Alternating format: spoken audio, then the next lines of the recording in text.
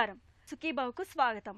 మన ఆరోగ్యం బాగుండాలంటే తినే తిండి, తాగే నీరు మాత్రమే కాదు, మనం పీల్చే గాలి కూడా స్వచ్ఛంగా ఉండాలి. పీల్చే గాలి కలుషితమైతే మనకు ప్రాణాధారమైన ఊపిరితిత్తులు పాడైపోతాయి. పొగ తాగే వాళ్లలో కనిపించే సిఓపిడి జబ్బు అలాంటిదే. ఏళ్ల తరబడి పొగకు అలవాటు పడిన వాళ్లలో ఊపిరితిత్తులు క్రమంగా గుల్లబారిపోతాయి. దగ్గు, కఫంతో బాధలు మొదలై చివరికి ఊపిరి కూడా తీసుకోలేని పరిస్థితి ఎదురవుతుంటుంది. ముఖ్యంగా బయటకు వదిలే నిశ్వాస చాలా బాధాకరంగా మారుతుంటుంది. ప్రాణాధారమైన ఊపిరికి ఉరివేసి నిశ్శబ్దంగా మనిషిని మృత్యుముఖానికి తీసుకువెళ్లే ప్రాణాంతక జబ్బు సిఓపిడి గురించిన పూర్తి వివరాల్ని ఇప్పుడు తెలుసుకుందాం. మనం తాగే నీరు, తినే ఆహారం, చివరకు పీల్చే గాలి కూడా కలుషితమవుతోన్న తరుణమిది. వాతావరణ కాలుష్యంతో ప్రాణాంతక వ్యాధులు అధికంగా వస్తాయని నేడు నిపుణులు హెచ్చరిస్తున్నారు. వాయు కాలుష్యం వల్ల వచ్చే భయంకరమైన వ్యాధుల్లో క్రానిక్ అబ్స్ట్రక్టివ్ పల్మోనరీ డిసీజ్ ఒకటి. వాడుకల్లో దీన్నే సిఓపిడిగా పిలుస్తారు. మన దగ్గర క్యాన్సర్లు, గుండెపోటు తరువాత సిఓపిడి తాలూకు మరణాలే ఎక్కువగా ఉంటున్నాయని గణాంకాలు చెబుతున్నాయి. మన దేశంలో సుమారు 12% మంది ఈ వ్యాధిగ్రస్తులున్నట్టు సర్వేలు చెబుతున్నాయి. పొగ తాగే అలవాటున్న వారిలోనూ, ఆ సిగరెట్ పొగను పీల్చేవారిలోనూ సిఓపిడి జబ్బు ఎక్కువగా కనిపించే అవకాశం ఉంది. సిఓపిడి బారిన పడ్డాక ఈ జబ్బు లక్షణాల్ని తొందరగా గుర్తించకపోవడంతో చాలామందిలో సిఓపిడి ముదిరిపోయి చివరికి ప్రాణాంతకంగా పరిణమిస్తోంది. సిఓపిడి అంటే క్రానిక్ అబ్స్ట్రక్టివ్ పల్మనరీ డిసీజ్, అంటే దీర్ఘకాలికంగా ఊపిరితిత్తులలో అవరోధం కలిగించేటటువంటి వ్యాధి. ముఖ్యంగా ఈ విషపూరిత కణాలకు కానీ, విషపూరిత వాయువులకు కానీ ఎక్స్పోజ్ అయినప్పుడు వాయునాళంలో వాపు రావడము, అదేవిధంగా వాయు గోళాలు, అంటే వైద్య పరిభాష లోపల వీటిని ఆల్వియోల్ అంటాం, వీటిలో అసాధారణ మార్పులు జరగడం మూలంగా లోపలికి వెళ్ళేటటువంటి గాలి తగ్గిపోవడము, బయటకు వచ్చేటటువంటి గాలి ఎక్కువ రాకపోవడం మూలంగా ఎయిర్ ట్రాపింగ్ ఉంటుంది. సో దీని మూలంగా ఛాతి పట్టేసినట్టు ఉండడము, అంటే ఛాతి బరువుగా ఉండడము, దమ్ము రావడము, దగ్గు రావడం జరుగుతుంది. సో దీన్నే వైద్య పరిభాష లోపల క్రానిక్ అబ్స్ట్రక్టివ్ పల్మనరీ డిసీజ్ అంటాము. ముఖ్యంగా ఈ విషపూరిత కణాలకు కానీ, వాయువులకు కానీ మాటిమాటికి ఎక్స్పోజ్ అయినప్పుడు వాయునాళంలో వాపు వస్తుంది. అంటే ఈ వాయునాళం లోపల వాయునాళము కుంచుకుపోవడం జరుగుతుంది. అదేవిధంగా ఈ వాయునాళం లోపల ఈ గాబ్లెట్ సెల్స్ ఎక్కువగా పెరిగిపోవడము, అదే కాకుండా సబ్మ్యూకస్ గ్లాండ్స్ అవి వాటి పరిమాణం పెరిగిపోవడం అనేటువంటి జరుగుతుంది. సో దీని మూలంగా ఏంటంటే మాటిమాటికి ఈ స్రవాలు, అంటే తెమడ రావడం అనేటువంటి జరుగుతుంది. వాయునాళం లోపల ఇలా వాపు రావడము, అదేవిధంగా వాయుగోళం లోపల అసాధారణ మార్పులు జరగడం మూలంగా లోపలికి వెళ్ళేటటువంటి ఆక్సిజన్ తగ్గిపోవడము, బయటకు వచ్చేటువంటి కార్బన్ డైఆక్సైడ్ ఎక్కువగా రాకపోవడం మూలంగా రక్తనాళాల లోపల ఆక్సిజన్ తగ్గిపోతుంది. అదేవిధంగా కార్బన్ డైఆక్సైడ్ పెరిగిపోవడం అనేటువంటిది జరుగుతుంది. సో ఇదే కాకుండా రక్తం లోపల ఆక్సిజన్ తగ్గిపోవడం మూలంగా రక్తనాళాలు కుంచుకుపోవడం, అంటే దీన్ని వైద్య పరిభాష లోపల వాసో కన్స్ట్రిక్షన్ అంటాము. ఈ వాసో కన్స్ట్రిక్షన్ మూలంగా పల్మనరీ ఆర్టీరియల్ హైపర్టెన్షన్ వచ్చేటటువంటి అవకాశం ఉంటుంది. సో ఈ విధంగా వాయునాళాల్లో వాపు రావడము, అదేవిధంగా ఈ ఆక్సిజన్ తగ్గిపోవడం అనేటువంటిది సిఓపిడిలో చూస్తుంటాము. COPD chronic obstructive pulmonary disease ఊపిరితిత్తుల్ని గుల్ల చేసి మనిషిని వేగంగా మృత్యుముఖానికి తీసుకెళ్లే అతి ప్రమాదకరమైన జబ్బు. పొగరాయుళ్లలోనూ, ఆ సిగరెట్ పొగను పీల్చేవారికి, కాలుష్య కాసారాలుగా మారిన వాతావరణంలో నివసించేవారికి, రసాయన వాయువుల్ని వెదజల్లే కర్మాగారాల పరిసరాల్లో ఆవాసమున్నవారికి, వడ్రంగులు, శిల్పులు, సిమెంట్ ఫ్యాక్టరీ కార్మికులు, మైనింగ్ పనిచేసేవారికి సిఓపిడి జబ్బు వచ్చే అవకాశాలు ఎక్కువ. కట్టెల పొయ్యి వాడేవారికి సిఓపిడి వచ్చే అవకాశాలు 3 రెట్లు ఎక్కువగా ఉంటుంది. కొంతమందిలో సిఓపిడి జబ్బు వంశపారంపర్యంగా కూడా వచ్చే అవకాశం ఉంటుంది. సిఓపిడి జబ్బు ముదురుతున్న కొద్దీ విపరీతంగా దగ్గు వస్తూ ఉంటుంది. ఒక్కోసారి దగ్గులో కఫం కూడా పడుతుంది. తేలిగ్గా ఊపిరి తీసుకోలేరు. ఊపిరిని వదలడానికి బాగా ఇబ్బంది పడుతుంటారు. కొంతకాలం అంతా బాగానే ఉన్నట్టుంటుంది. కొద్ది రోజులకు మళ్లీ సమస్యలు మొదలవుతుంటాయి. కాలం గడుస్తున్న కొద్దీ సిఓపిడి జబ్బు చాప కింద నీరులా కొనసాగుతూ చివరికి ప్రాణాధారమైన శ్వాస వ్యవస్థను నిర్వీర్యం చేసేస్తుంది. సిఓపిడి ముఖ్యంగా ఎవరైతే పొగ తాగుతుంటారో, అంటే బీడీ కానీ చుట్ట కానీ సిగరెట్స్ కానీ ఎవరైతే దీర్ఘకాలికంగా ఈ ధూమపానం చేస్తుంటారో వారి లోపల సిఓపిడి వచ్చేటటువంటి అవకాశం ఉంటుంది. ఎవరైతే ఈ పొగ తాగేటటువంటి వ్యక్తుల యొక్క పక్క నుండి పొగను పీల్చడం మూలంగా కూడా వాళ్ళకు కూడా సిఓపిడి వచ్చేటటువంటి అవకాశం ఉంటుంది. ముఖ్యంగా మహిళల్లో కానీ చిన్నపిల్లల్లో కానీ దీర్ఘకాలికంగా ఎక్స్పోజ్ అయినట్లయితే కొన్ని సంవత్సరాల తర్వాత వారికి సిఓపిడి వచ్చేటటువంటి అవకాశం ఉంటుంది. సో అదే కాకుండా ఎయిర్ పొల్యూషన్ మూలంగా సిఓపిడి వచ్చే అవకాశం ఉంటుంది. దీంట్లో అది ఇండోర్ ఎయిర్ పొల్యూషన్ కావచ్చు, అవుట్డోర్ ఎయిర్ పొల్యూషన్ కావచ్చు. సో ఇండోర్ ఎయిర్ పొల్యూషన్లో చూసుకున్నట్లయితే ముఖ్యంగా కట్టెల పొయ్యి ఉపయోగించినటువంటి వ్యక్తుల్లో కానీ, ఆవు పేడతో తయారు చేసిన పిడకల్ని ఈ ఉపయోగించేటటువంటి వ్యక్తుల్లో కానీ, అలాంటి పొగకు మాటిమాటికి దీర్ఘకాలికంగా ఎక్స్పోజ్ అయినప్పుడు సిఓపిడి వచ్చే అవకాశం ఉంటుంది. సో అదే కాకుండా ఎవరైతే కొన్ని గంటల పాటు, ఒక రోజుల ఎక్కువ రోజుల పాటు ఈ పొల్యూషన్కి ఎక్స్పోజ్ అవుతుంటారో, ముఖ్యంగా వాహనాల నుంచి వచ్చేటటువంటి కాలుష్యానికి కానీ, అదేవిధంగా పరిశ్రమల నుంచి వచ్చేటటువంటి పొగకు కానీ ఇలా దీర్ఘకాలికంగా ఎక్స్పోజ్ కావడం మూలంగా సిఓపిడి వచ్చేటటువంటి అవకాశం ఉంటుంది. కొద్దిమంది పనిచేస్తున్నటువంటి ప్రదేశం లోపల కొన్ని విషపూరిత కణాలకు ఎక్స్పోజ్ కావడం అనేటువంటి జరుగుతుంది. ముఖ్యంగా ఈ బొగ్గు గనుల్లో పనిచేసేటటువంటి వ్యక్తుల్లో కానీ, అదేవిధంగా ఈ సిమెంట్ ఫ్యాక్టరీలలో పనిచేసేటటువంటి వ్యక్తులు కానీ, బంగారం దుకాణంలో ఈ ఫ్యూమ్స్కు ఎక్స్పోజ్ కావడం మూలంగా కానీ, టెక్స్టైల్స్ పరిశ్రమల్లో పనిచేసేటటువంటి కానీ, అదేవిధంగా కొద్దిమంది ఈ రసాయన ఫ్యాక్టరీలలో కెమికల్స్కి మాటిమాటికి ఎక్స్పోజ్ అవుతుంటారు. ఇలా కొన్ని సంవత్సరాల పాటు వీటికి ఎక్స్పోజ్ అయినప్పుడు వాళ్ళలో సిఓపిడి వచ్చేటటువంటి అవకాశం ఉంటుంది. చిన్నతనం లోపల ఈ సివియర్గా తీవ్రమైనటువంటి ఊపిరితిత్తుల వ్యాధులు వచ్చినప్పుడు, ముఖ్యంగా మాటిమాటికి న్యూమోనియా ఇన్ఫెక్షన్స్ వచ్చినప్పుడు కానీ, లేదంటే చిన్నతనంలో టీబీ వచ్చినప్పుడు కానీ వారికి కొన్ని సంవత్సరాల తర్వాత సిఓపిడి వచ్చేటటువంటి అవకాశం ఉంటుంది.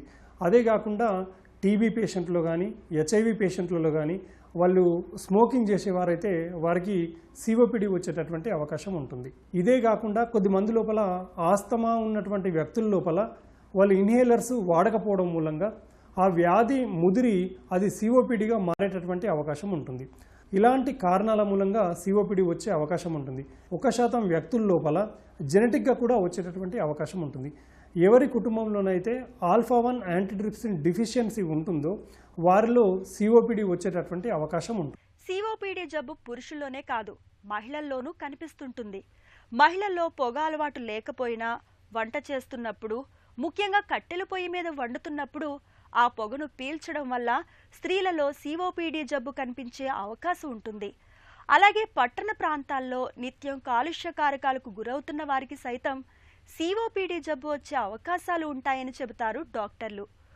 ఊపిరికి ఉరివేసే సిఓపిడి జబ్బు గురించిన మరిన్ని వివరాలను ఇప్పుడు తెలుసుకుందాం. సిఓపిడిని ఒకప్పుడు క్రానిక్ బ్రాంకైటిస్, ఎంఫసీమా అని 2 రకాల వ్యాధులుగా పరిగణించేవారు. ఇప్పుడు 2 వ్యాధుల్ని కలిపి సిఓపిడిగా వ్యవహరించాలని ప్రపంచ ఆరోగ్య సంస్థ సూచించింది. క్రానిక్ బ్రాంకైటిస్లో కఫం ఎక్కువగా పడుతుంది. అదే ఎంఫీసిమాలో అయితే ఆయాసం ఎక్కువగా ఉంటుంది. రెండింటికీ కారణం ధూమపానమే. సిగరెట్ తాగినా, చుట్ట తాగినా, బీడీలు తాగినా ఇవన్నీ సిఓపిడి వ్యాధిని కలిగించేవే. సిఓపిడి వల్ల ఆయాసమే కదా అనుకోవడానికి వీల్లేదు. కనీసం మూత్ర విసర్జన చేసేందుకు లేచి 4 అడుగులు వేయలేని దుస్థితి ఎదురవుతుంటుంది. తరచూ దగ్గు, జ్వరం, కఫం పడడం వంటి సమస్యలు వేధిస్తుంటాయి. ఈ బాధలన్నీ వస్తుంటాయి, పోతుంటాయి. కుటుంబ పరంగా ఆస్తమా అనువంశికంగా వస్తున్న వారికి పొగ తాగే అలవాటు ఉన్నప్పుడు సిఓపిడికి తోడుగా ఆస్తమా కూడా జతకూడి పరిస్థితిని మరింత ప్రమాదకరంగా మార్చేస్తుంటాయి. సిఓపిడి లక్షణాలు మొదటి దశలో ఉన్నప్పుడు లక్షణాలు అనేటువంటివి బయటపడవు. వ్యాధి ముదిరే కొద్దీ లక్షణాలు బయటపడడం జరుగుతుంది. ముఖ్యంగా నడుస్తున్నప్పుడు కానీ, మెట్లెక్కుతున్నప్పుడు కానీ దమ్ము రావడము లేదా ఆయాసం రావడం జరుగుతుంది. ఇది కొద్ది రోజుల తర్వాత వ్యాధి ముదిరే కొద్దీ చిన్న చితక పనులు చేసినా దమ్ము రావడం జరుగుతుంది. ముఖ్యంగా తన బట్టలు తను వేసుకున్నప్పుడు కానీ, అదేవిధంగా తల దువ్వుకుంటున్నప్పుడు కానీ, బాత్రూమ్కి వెళ్ళి వచ్చినప్పుడు కానీ ఇలా చిన్న చిన్న పనులు చేసినప్పుడు దమ్ము అనేటటువంటిది వస్తుంది. ఇది వ్యాధి ముదిరినటువంటి దశలో ఇలా చిన్న చితక పనులు చేసినప్పుడు దమ్ము రావడం జరుగుతుంది. అదే కాకుండా విడవనటువంటి దగ్గు రావడము, దగ్గుతో పాటు తెమడ రావడం అనేటువంటిది జరుగుతుంది. అదేవిధంగా ఆకలి లేకపోవడము, బరువు తగ్గిపోవడము, చిన్న చిన్న పనులు చేసినప్పుడు అలసట రావడం అనేటటువంటిది ఈ సిఓపిడిలో అతి ముఖ్యమైనటువంటి లక్షణాలు.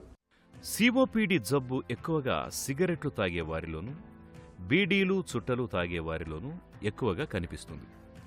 స్త్రీలతో పోలిస్తే పురుషుల్లో ఇది ఎక్కువ. శ్వాస తీసుకోవడానికి, వదలడానికి తరచూ ఇబ్బందిగా ఉంటున్నప్పుడు, దగ్గు ఎంతకీ తగ్గనప్పుడు వెంటనే డాక్టర్ని సంప్రదించి తగిన పరీక్షలు చేయించుకోవాలి. పల్మోనరీ ఫంక్షన్ టెస్ట్ చేయించడం ద్వారా ఊపిరితిత్తుల్లో సమస్యలను, ముఖ్యంగా సిఓపిడి తాలూకు ఆనవాళ్లను చాలా వరకు తెలుసుకోవచ్చు.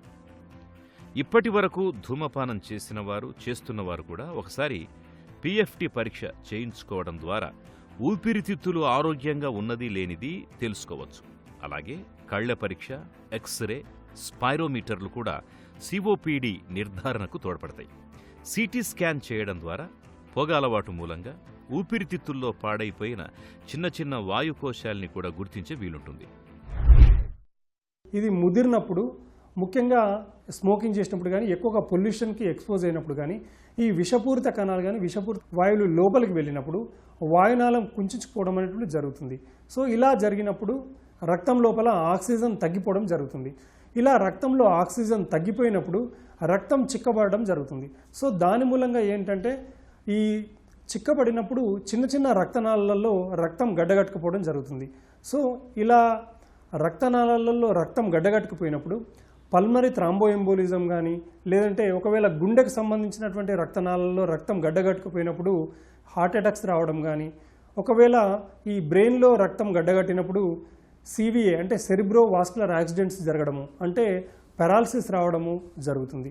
సో ఈ విధంగా అకస్మాత్తుగా రక్తం గడ్డగట్టకపోవడం జరిగినప్పుడు పేషెంట్కు ప్రాణాంతకంగా మారేటటువంటి అవకాశం ఉంటుంది. అదే కాకుండా ఈ రక్తం లోపల ఆక్సిజన్ తగ్గిపోవడం మూలంగా ఊపిరితిత్తుల్లో ఉన్నటువంటి రక్తనాళాలు కుంచుకుపోవడం జరుగుతుంది. అంటే ఇక్కడ ప్రెషర్ అనేటటువంటిది పెరిగిపోతుంది. దీన్ని పల్మరీ ఆర్టీరియల్ హైపర్టెన్షన్ అంటాము. సో దీని మూలంగా గుండెపైన ఒత్తిడి పడడం మూలంగా కార్పల్మనల్ లేదా రైట్ హార్ట్ ఫెయిల్యూర్ రావడం జరుగుతుంది. సో దీని మూలంగా ఈ ప్రాణాపాయం సంభవించేటటువంటి అవకాశం. సిఓపిడి జబ్బును నివారించుకోవడానికి పొగను వెదజల్లే కాలుష్య కారకాలకు దూరంగా ఉండడం ఒక్కటే పరిష్కారం. విపరీతంగా దగ్గు వస్తూ విడవకుండా వేధిస్తున్నప్పుడు ఆలస్యం చేయకుండా వెంటనే తగిన పరీక్షలు చేయించుకోవాలి. సిఓపిడి జబ్బును నిర్ధారించే పరీక్షలు, చికిత్సా మార్గాల గురించి ఇప్పుడు తెలుసుకుందాం. సిఓపిడి జబ్బుకు తక్షణ చికిత్స పొగ మానేయడమే. పొగ అలవాటు కొనసాగితే సిఓపిడి జబ్బు బాగా ముదిరిపోతుంటుంది. సిఓపిడి జబ్బుని నిర్ధారించాక జబ్బు తొలి దశలోనే ఉన్నప్పుడు డాక్టర్లు యాంటీబయోటిక్స్తో పాటు శ్వాస మార్గాలను వెడల్పు చేసే బ్రాంకోడైలేటర్ మందుల్ని సిఫారసు చేస్తారు. బ్రాంకోడైలేటర్స్ అనేవి వాయునాళాలు బిగుసుకుపోకుండా చూస్తాయి. దీంతో శ్వాస తీసుకోవడం తేలికవుతూ ఉంటుంది. సిఓపిడి జబ్బు బాగా ముదిరిపోయి శ్వాస తీసుకోవడం మరీ కష్టంగా ఉన్నప్పుడు లంగ్ రిడక్షన్ అనే సర్జరీ చేయాల్సి ఉంటుంది. సర్జరీలో భాగంగా ఊపిరితిత్తుల్లో పాడైపోయిన బుల్లాలను కత్తిరించి తీసేస్తారు. దీంతో సిఓపిడి జబ్బు చాలా వరకు అదుపులోకి వచ్చేస్తుంటుంది. సిఓపిడిని లక్షణాలను బట్టి నిర్ధారించవచ్చు. అదేవిధంగా రిస్క్ ఫ్యాక్టర్స్, ముఖ్యంగా సిఓపిడి పేషెంట్లు దాదాపుగా స్మోకర్స్ అయి ఉంటారు, అంటే బీడీ కానీ చుట్ట కానీ తాగేవారు అయి ఉంటారు. అదేవిధంగా ఎక్కువగా ఈ పొల్యూషన్స్కు ఎక్స్పోజ్ అయిన వాళ్ళు ఉంటారు. సో ఈ విధంగా రిస్క్ ఫ్యాక్టర్ను బట్టి గుర్తించవచ్చు. అదేవిధంగా లక్షణాలను బట్టి గుర్తించవచ్చు. వీళ్ళలో విడివైనటువంటి దగ్గు రావడము, అదేవిధంగా చిన్న చితక పనులు చేసినప్పుడు దమ్ము రావడము, ఆకలి లేకపోవడము, బరువు తగ్గిపోవడము, అలసట ఉండడము, ఇలాంటి లక్షణాలను బట్టి సిఓపిడి పేషెంట్లను గుర్తించవచ్చు. ఒకవేళ అనుమానిత లక్షణాలు ఉన్నటువంటి వ్యక్తుల్లో ఎక్స్రే తీసినప్పుడు ఈ ఎక్స్రే లోపల ఊపిరితిత్తులు నలుపు రంగులో మారడం జరుగుతుంది. దీన్ని హైపర్ లూసెన్సీ అంటాము. అదేవిధంగా కొంచెం నార్మల్ వ్యక్తితో పోల్చినప్పుడు ఊపిరితిత్తులు పొడవుగా కావడం జరుగుతుంది. సో ఈ విధంగా ఎక్స్రేని బట్టి గుర్తించవచ్చు. కానీ ఈ సిఓపిడిని నిర్ధారించడానికి అతి ముఖ్యమైనటువంటి పరీక్ష ఏంటంటే పల్మరీ ఫంక్షన్ టెస్ట్, అంటే ఊపిరితిత్తుల సామర్థ్య పరీక్ష. దీన్ని బట్టి సిఓపిడిని గుర్తించవచ్చు. సో అదే కాకుండా సిఓపిడి వ్యక్తుల లోపల హార్ట్కి సంబంధించినటువంటి ఇబ్బందులు ఉంటాయి కాబట్టి 2D చేయడం జరుగుతుంది. ఈ సిఓపిడి లోపల ఎక్స్రేలో ఒకవేళ ఎక్స్రే లోపల చాలా స్పష్టంగా తెలియకపోయినట్లయితే సిటీ స్కాన్ చేయడం జరుగుతుంది. ఈ సిటీ స్కాన్ లోపల సబ్ప్లూరల్ బ్లెబ్స్ ఉండడం కానీ లేదంటే కొద్దిమంది లోపల బుల్లా ఫామ్ అవడం కానీ జరుగుతుంది. సో దీన్ని బట్టి సిఓపిడి అని గుర్తించవచ్చు. ఒక్కసారి సిఓపిడి అని నిర్ధారించుకున్న తర్వాత ఆ పేషెంట్ను ఇతను స్టేబుల్ సిఓపిడియా లేకపోతే సిఓపిడి తీవ్రంగా ఉందా అనేది చూసుకొని ఒకవేళ పేషెంట్కి స్టేబుల్ సిఓపిడి అంటే నిలకడగా ఉన్నటువంటి ఈ ఊపిరితిత్తుల వ్యాధి అయినప్పుడు వాళ్లకు ఓపీలోనే ట్రీట్మెంట్ ఇచ్చి ఇంటికి పంపించడం జరుగుతుంది. ఒకవేళ సిఓపిడి వ్యాధి ఎక్కువగా ముదిరిపోయినప్పుడు అంటే దగ్గు రావడము, దగ్గుతో పాటు తెమడ రావడము, అదేవిధంగా ఉన్నట్టుండి దమ్ము ఎక్కువైపోవడము, ఇలాంటి కండిషన్ లోపల ఈ పేషెంట్ను అడ్మిట్ చేయడం జరుగుతుంది. ఈ కండిషన్ని వైద్య పరిభాష లోపల సిఓపిడి అక్యూట్ ఎక్సాసర్బేషన్ అంటాము. ఇలా పేషెంట్ అడ్మిట్ అయినప్పుడు వాళ్ళకి ఆక్సిజన్ అవసరం పడుతుంది, అదేవిధంగా యాంటీబయాటిక్స్ ఇవ్వాల్సి వస్తుంది. ముఖ్యంగా అక్యూట్ ఎక్సాసర్బేషన్స్ అనేటటువంటివి ఇన్ఫెక్షన్స్ మూలంగా వస్తుంటాయి కాబట్టి యాంటీబయాటిక్స్ ఇవ్వాల్సి వస్తుంది. అదేవిధంగా కార్టికోస్టెరాయిడ్స్ ఇవ్వడము, కొద్దిమంది లోపల బీపీ తగ్గిపోతుంది, అలాంటి వాళ్లకు ఈ నార్మల్ సెలెన్స్ పెట్టుకోవడము, కొద్దిమంది లోపల ఆక్సిజన్ ఇచ్చినా కానీ వాళ్ళు సాచురేషన్ ఇంప్రూవ్ కాకపోవడం ఉంటుంది. వీళ్ళ లోపల ఎన్ఐవి అంటే నాన్ ఇన్వాసివ్ వెంటిలేషన్ అనేటువంటిది ఇవ్వాల్సి ఉంటుంది. అదే కాకుండా ఒకవేళ ఆక్సిజన్ ఇచ్చినా కానీ లేదంటే ఎన్ఐవి పెట్టిన పేషెంట్ ఇంప్రూవ్ కాకపోతే వాళ్ళకు వెంటిలేటర్ పెట్టి కృత్రిమ శ్వాస అందించడం అనేటువంటిది జరుగుతుంది. స్టేబుల్ సిఓపిడి చూసుకున్నట్లయితే వీళ్ళలో ఓపీలోనే ట్రీట్మెంట్ ఇవ్వాల్సి ఉంటుంది. వీళ్లకు పీల్చేటటువంటి గొట్టాలు చాలా ఉపయోగపడతాయి. చాలామంది ఈ పీల్చేటటువంటి మందుల్ని ముఖ్యంగా ఇన్హేలర్స్ రూపంలో కానీ పీల్చేటటువంటి మందుల్ని ఇస్తుంటాము. ఎందుకంటే ఈ సిఓపిడి లోపల పీల్చేటటువంటి మందులు మాత్రమే అతి ముఖ్యమైనటువంటి చికిత్స. సో అదే కాకుండా ఓరల్గా అంటే టాబ్లెట్ల రూపంలో స్టీరాయిడ్స్ ఇవ్వడం అనేటువంటి జరుగుతుంది. సో ఈ విధంగా ఇంటి దగ్గరనే ఉండి ఈ పీల్చేటటువంటి మందుల్ని వాడినట్లయితే సిఓపిడిని కంట్రోల్లో ఉంచుకోవచ్చు. సిఓపిడి చికిత్సలో అతి ముఖ్యమైనది ఏంటంటే ఈ వ్యాధిని ముదరకుండా చూసుకోవడము ఒకటి, ఆ తర్వాత వీళ్ళలో క్వాలిటీ ఆఫ్ లైఫ్ని ఇంక్రీజ్ చేయడము, మధ్య మధ్యలో ఈ అక్యూట్ ఎక్సాసర్బేషన్స్ రాకుండా పీల్చేటటువంటి మందుల్ని క్రమం తప్పకుండా వాడినట్లయితే ఈ ఎక్సాసర్బేషన్స్ని నివారించుకున్న వాళ్ళం అవుతాము. కొద్దిమంది లోపల వ్యాధి తీవ్రంగా ఉన్నప్పుడు కొద్దిమందికి సర్జరీ అవసరం పడుతుంది. వీళ్ళలో లంగ్ వాల్యూమ్ రిడక్షన్ సర్జరీ అని, అదేవిధంగా కొద్దిమంది లోపల ఊపిరితిత్తుల్లో బుల్లాలు ఏర్పడడం జరుగుతుంది, వాళ్లకు బుల్లెక్టమ్ చేయడం అనేటువంటిది జరుగుతుంది. కొద్దిమంది లోపల లంగ్ ట్రాన్స్ప్లాంటేషన్ కూడా అవసరమవుతుంది. ఇది చివరి దశలో లంగ్ ట్రాన్స్ప్లాంటేషన్ అనేది చేస్తుంటుంది. ఇది ఖర్చుతో కూడుకున్నటువంటిది. ఏ సిఓపిడి పేషెంట్లను అయితే వ్యాధి తీవ్రత ఎక్కువగా ఉన్నప్పుడు అంటే ఆక్సిజన్ ఎక్కువ రిక్వైర్మెంట్ వచ్చినప్పుడు కానీ లేదంటే ఆక్సిజన్ కాకుండా ప్రతిరోజు వాళ్ళకు నాన్ ఇన్వాసివ్ వెంటిలేషన్ పెట్టాల్సి వస్తున్నప్పుడు కానీ ఇలా వ్యాధి తీవ్రత ఎక్కువగా ఉన్నప్పుడు వాళ్ళు లంగ్ ట్రాన్స్ప్లాంటేషన్ అటువంటిది చేస్తుంటాము. సిఓపిడి జబ్బుని నివారించుకోవడానికి ముఖ్యంగా ఎవరైతే స్మోకింగ్ చేస్తున్నారో, ఎవరైతే బీడీలు కానీ చుట్టాలు కానీ సిగరెట్లు కానీ తాగుతున్నారో వాళ్ళు ఒక క్రమ పద్ధతి లోపల మెల్లిమెల్లిగా తగ్గించుకుంటూ ఈ ధూమపానాన్ని ఆపివేస్తే బాగుంటుంది. అదే కాకుండా ఎవరైతే ఈ దుమ్ముకు ధూళికి ఎక్స్పోజ్ అవుతున్నారో, అదేవిధంగా ఎవరైతే కంటిన్యూస్గా ఎక్కువ రోజుల నుంచి ఈ పొగకు ఎక్స్పోజ్ అవుతున్నారో వాళ్ళు ఈ పొగకు ఎక్స్పోజ్ కాకుండా ఉంటే బాగుంటుంది. ఎవరైతే బొగ్గు గనుల్లో కానీ అదేవిధంగా ఈ సిమెంట్ ఫ్యాక్టరీలో పనిచేసేటటువంటి వ్యక్తుల్లో కానీ కెమికల్ ఫ్యాక్టరీలో పనిచేసేటటువంటి వ్యక్తులు కానీ అక్కడ వాళ్ళు ఆ ఫ్యాక్టరీలో ఇచ్చినటువంటి జాగ్రత్తలను పాటించడం మూలంగా సిఓపిడిని నివారించుకోవచ్చు. ఎవరైతే ఆస్తమాకు ఇన్హేలర్స్ వాడుతున్నారో వారు క్రమం తప్పకుండా డాక్టర్ గారు సూచించినట్టు ఆస్తమాను కంట్రోల్లో పెట్టుకున్నట్లయితే బాగుంటుంది. ప్రతిరోజు క్రమం తప్పకుండా ఎక్సర్సైజులు చేయడము, అదేవిధంగా సమతుల ఆహారం తీసుకోవడము, ప్రోటీన్ ఫుడ్ ఎక్కువగా తీసుకోవడం చేసినట్లయితే సిఓపిడి వ్యాధిని నివారించవచ్చు. సిఓపిడి జబ్బును నివారించుకోవడం పూర్తిగా మన చేతుల్లోని పనే.